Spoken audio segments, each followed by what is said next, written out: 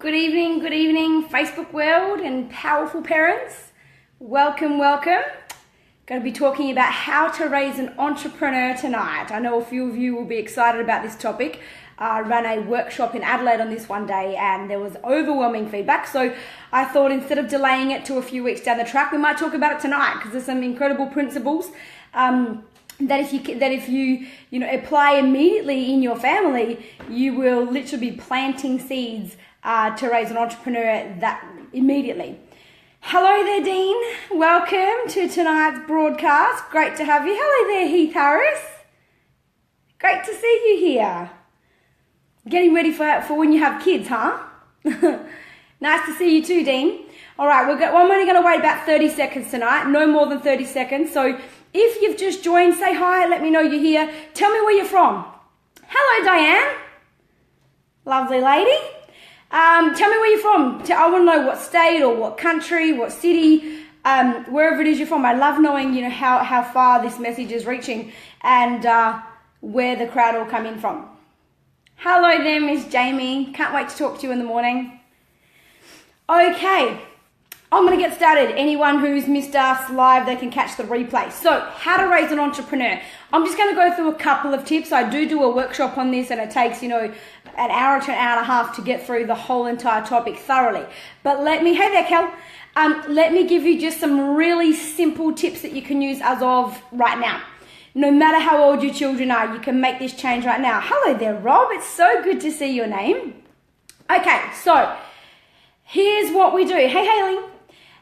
Number one, don't give them pocket money, okay? Giving them a set amount of money just teaches them to work for wages, okay? It teaches them to be an employee, okay? Number two, don't tell them what to do. Don't give them jobs to do. So let them be in control of what they earn because that's what entrepreneurs do. So I'm going to explain to you what I do with my kids. You can adjust it for your family. But I just find it so much easier to speak from experience and, cover the principles at the same time. So, never give them pocket money, okay? So, here's what I do with my kids. If I have to ask you to do something, either you don't get paid for it or you get paid a whole lot less, okay? I never want to have to tell you that your job, that your responsibilities haven't been taken care of this week. Not your job isn't done, okay? I like to not use the word job. That's like a swear word in our house. What I'll do with the kids is say, you go find your own work. Go, if you want to earn some more money, go and look around, go and find some things, use your initiative because that's what entrepreneurs have to do. They have to find their own business. They have to find their way to make their own money. They have to, find ways to service needs of other people. And to begin with, they really have to identify that there's a need that exists. So you have to be alert to all of that. Every time we give them jobs to do, we turn their brain, we turn their little antennas off with that initiative and finding things to do. So let them find their own work. Pay them per job they do. You don't get paid a set amount. That teaches them to work for wages. They're in control of their money. You get to choose how much you earn this week by the choices you make. You don't have to do your jobs. If you don't do, your responsibilities, we call them here, you don't have to take care of your responsibilities this week. At the end of the day, it is your choice. You don't have to do anything. Rules are an illusion. There are no rules. You get to decide what you do yourself. You are in control of your own choices. You are in control of your money. However, you will get paid per job that you find or per responsibility that you take care of. So therefore, the more you do, the more money you make. Secondly, don't give them a set amount per job. Don't give them 20 cents per job they do because different jobs require different effort. So they get paid on the initiative and the effort that it took. Here's what I do.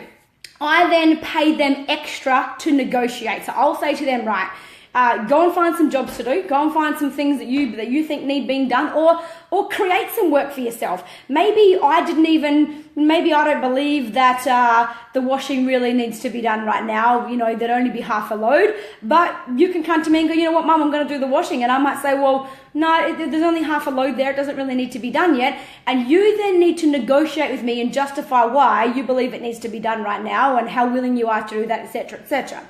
Then we negotiate your pay. Okay, one of the greatest skills of an entrepreneur is to know their worth. and to not settle for less than they're worth. It's to not sell their services or to sell their knowledge, just because it's the going rate. You pay, we want them to have a mindset of, you pay for me what I'm worth, not what you pay other people who do my job or other people who are in my industry. I just decide what I'm worth. So I will say to the kids, go and find some work to do, and then come back to me, tell me how much you think each job is worth, or each responsibility is worth. Then I will negotiate with you on that, okay? Because even if your children get a job, even if it's just a casual job where they're at school or before they start their own business and change the world, your ability to succeed in life and to just get any kind of cash flow going, even if it does come from a job, depends on your ability to negotiate and to influence the thoughts of someone else on what you're worth. Your ability to get a pay rise, your ability to get a promotion, your ability to get the job that you want to go for, or get the position in a company that you want to head for. Even if they do have a job, we still want them to have that limitless mindset. Okay, so I'm not saying that they can't ever get a job. I mean, the whole idea of being an entrepreneur is to create your own work and to essentially not work for someone else. But these skills are transferable. Okay, even while they're working casual, learning how to handle their money and things like that. And they use these skills here. So no, 5 is not too young, Kayleen. I have been doing this with my children literally since they were able to walk. And money is a common concept in our house. We talk about money. We talk about a lot of money. We talk about being rich. These aren't weird sentences. These aren't, weird conversations. I remember my daughter even asking someone in our family one day, why do you have a job? Why don't you just start a business? They don't even understand that. To them, it's I don't understand why you do that. It's kind of just a common. So use this language. Get rid of the fear around money. Talk about money. Talk about a lot of money. Allow them to be comfortable with the whole concept of money. Okay? So I'll give you an example. This happened on the weekend. Baya decided that there's something that she wants to buy that's around about $6. Another principle I teach our girls is wealth principles. You are never allowed to spend all of your money. Of everything that they ever earn, 50% they save, 40% they get to spend, and 10% they must give. Okay, and that's a whole nother, topic we'll do one night, teaching them about the laws of the universe, that the more that you give, the more you receive. When you give, you always feel abundant, you're always full of gratitude, and you experience significance. You know that you're enough. You know that you just impacted someone else's life. So we give, to the homeless or whatever it might be. So they must put 10% aside for giving. Of the 50% they save, we'll use 30% as long-term savings, and 20% when they get to a certain age, around about Amani's age now, about 9, we're teaching her now how to invest 20% of what she's got saved, so how to use that to make more money. But they're never allowed to spend all of it. So for Baya, she worked out that in order to be able to spend $6, in order to spend the $6, she basically has to earn $12. So on the weekend, she was looking for a way. She already had $3 or something like that. So she was looking for a way to earn $9, because to spend 6, she has to earn 12, or she has to have 12. And so anyway, I said to her, go find your jobs, come to me, go and find what you believe needs to be done. I'm not giving you instructions. If you want the money, you find where there's a need. And you work out, you find a problem that you can solve. Anyway, she came back to me, and actually a friend of mine, Megan Hodge, she might even be on the line here, was at my house at the time, and Baya came. It was just a normal conversation. It wasn't weird to her, and it's only because we talk about this all the time. So what we did, she came to me, and she had to negotiate. She said, well, I reckon this job here is worth $1. And I said, $1? And sometimes I like to test their self-belief. I go, $1? As though that's not worth $1. And they get stuck in their resolve. They're like, it's worth $1. I'll explain to you why. And then she will go through justifying, that was really, I didn't just take that to the bin. That was really heavy for me to carry. And actually I had to do 2 trips, and I didn't even, and some spilled out. And so I actually got a second rubbish bag. And instead of just leaving, a trail of rubbish, what I did was I got a second rubbish bag and made sure I picked everything that fell out up on the way. So I actually did 2 trips to the bin, and it was really heavy. And so she would justify why it's worth, $1. And I said to her, Here's what I think. I don't believe that job itself was worth $1, but here's what I'm going to do. I'm going to pay you $1 for how well you influenced me. I like the way you negotiated. The job wasn't worth $1, but your sales skills, your ability to influence me, the way that you justified your worth and I guess you sold me on it. You sold me through your own personal belief on why. So I just made clear, I don't think the job's worth $1. I think the job's worth maybe maximum 50 cents, but I'll pay you the extra 50 cents because of how well you negotiated that. Because you want them to be comfortable negotiating. Never, think about it. How much are we, stuck in jobs we don't like, positions we feel we get taken advantage of, not enough pay, and we're stuck in these things, and we go and we vent to our friends and we bring our vibration down while we're thinking about it, talking about it, bitching about it. And we're probably only one conversation with the right person away from solving that problem, from getting that pay rise or getting that promotion or starting that business or convincing the bank to lend you the money to start a business. All of those things need negotiation skills. They all need influencing abilities. So you want to raise your children to feel like that's just like normal, those kind of conversations, because we don't have them. We're stuck with these lives sometimes that we don't like, not because we can't get a better one. We're not willing to negotiate our worth, and we settle for less than we're worth. Yeah, do you guys agree?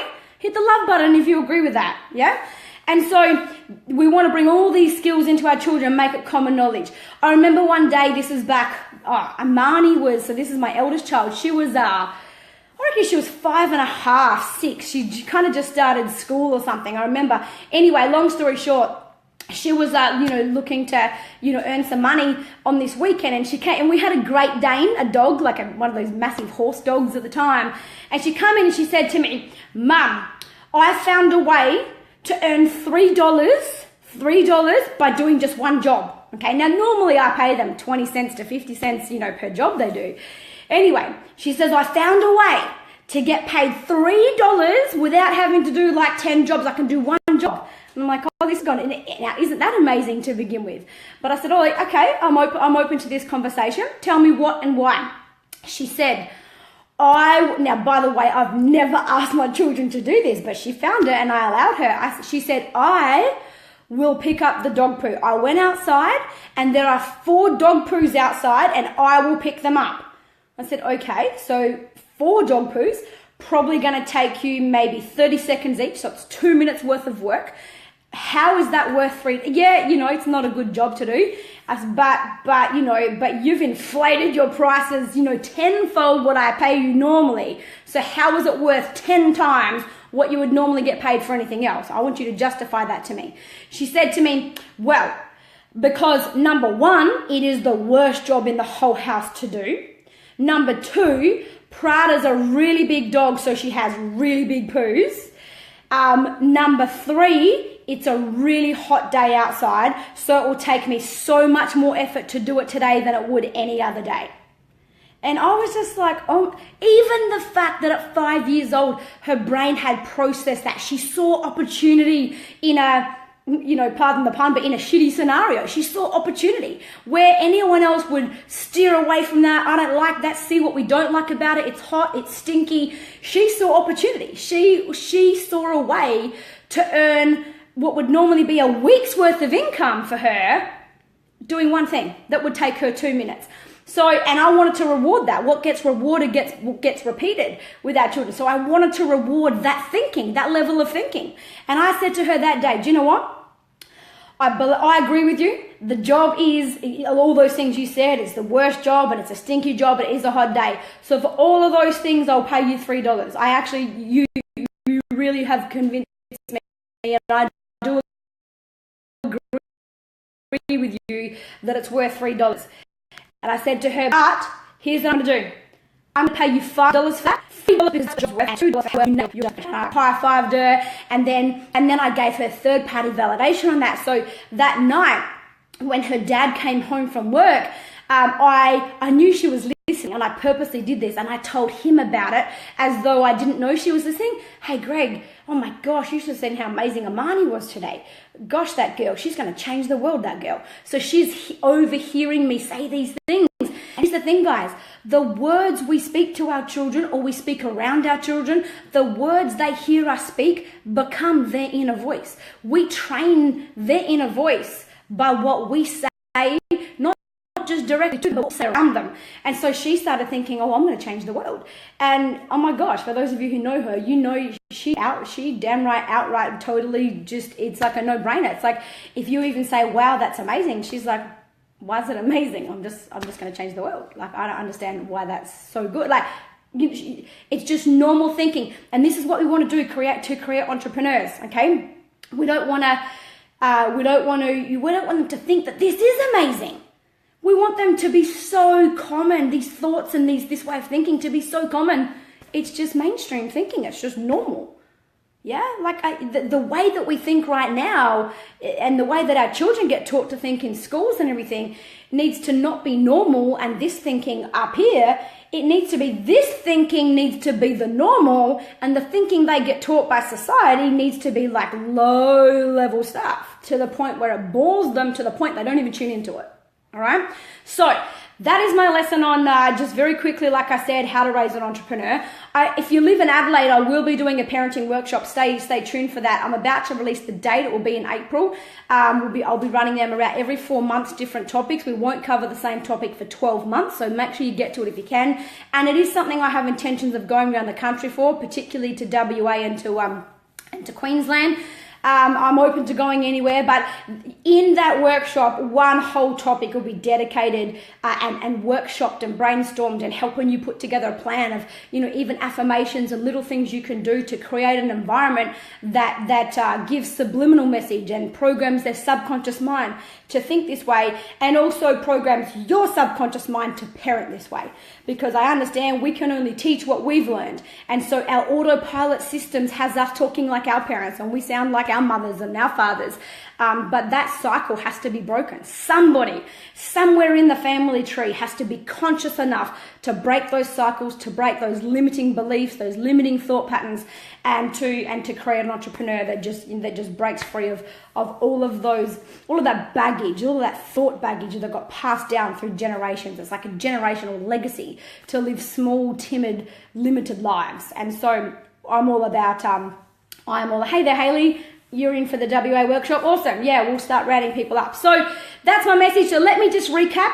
Never give them pocket money. Never give them a set wage, ever. Teaches them to work for wages. Let them get paid per job they do. Pay them more if they find the job themselves. Pay them less if you had to ask them to do it, or don't pay them at all. Anytime they have to act like an employee and you have to act like their boss, they don't get paid for that, okay? Because you want to promote using initiative and things like that, okay?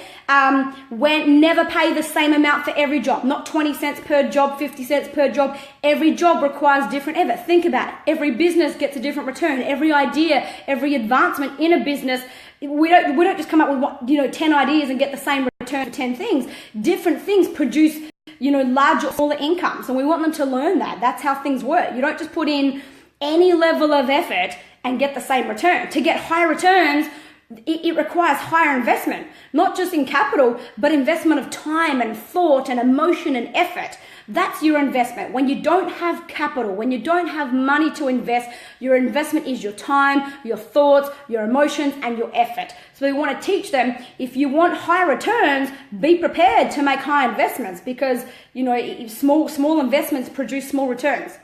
So we teach them that through their effort. So pay them more for things that are worth more, and please pay your children. Please, if there's a message I want to get out to the world, let's encourage them to negotiate, encourage them to argue with you even sometimes.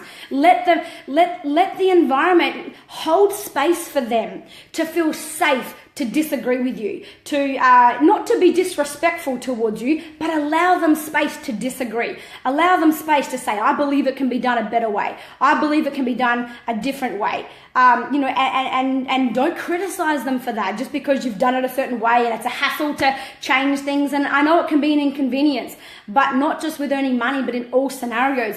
let's encourage them to be good negotiators, to be good influencers, because your ability to live any level of successful life, whether it's through having a job, whether it's through starting a business, changing the world, whatever it is you do, it relies on your ability to influence people. Life is all about influence. You influence your dog to sit. You influence your partner to love you. You influence your kids to go to bed on time. Life is a game of sales. You sell the dog to sit. You sell the kids to get to bed. We selling each other all the time. You sell your friend to come out with you Saturday night. It's a game of influence. It's a game of sales. That's how we make progress in life. So let's make that a normal environment, encourage them, and think about it. Negotiating and influencing, you've got to be able to think on your feet. People who aren't good negotiators, I get steamrolled by somebody else.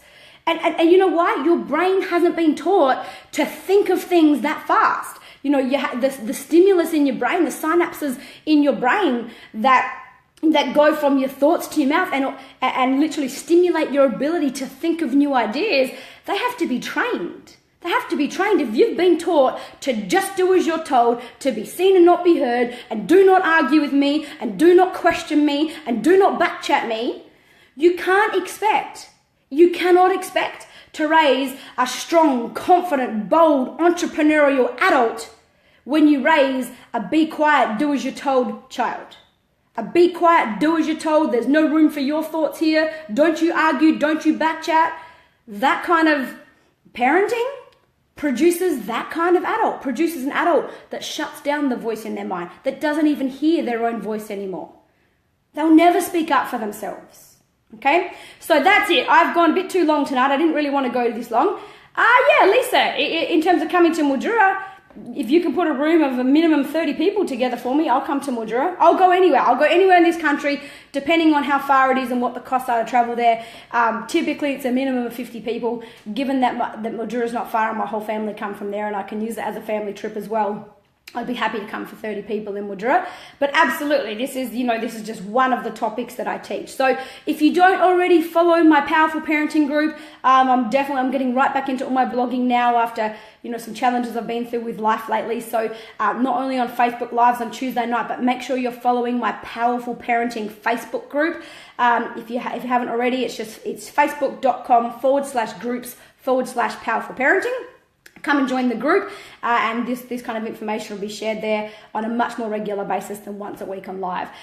As I always say, guys, this kind of parenting, it requires us to be conscious, and conscious parenting takes courage. It takes courage to go against the molds, to break these systems, to be the different one that raises your child differently to everyone else, and that might have people talking about the way that you do things. It takes courage to do that. So as you leave here tonight, do not leave here the same person, the same parent, the same auntie, the same uncle, the same grandparent that you were when you got here. Depart from here tonight with courage. The courage to believe in a better way. The courage to voice what you've got to say. The courage to thrive when times are tough. And above all else, the courage to know you are good enough. Good night, everyone.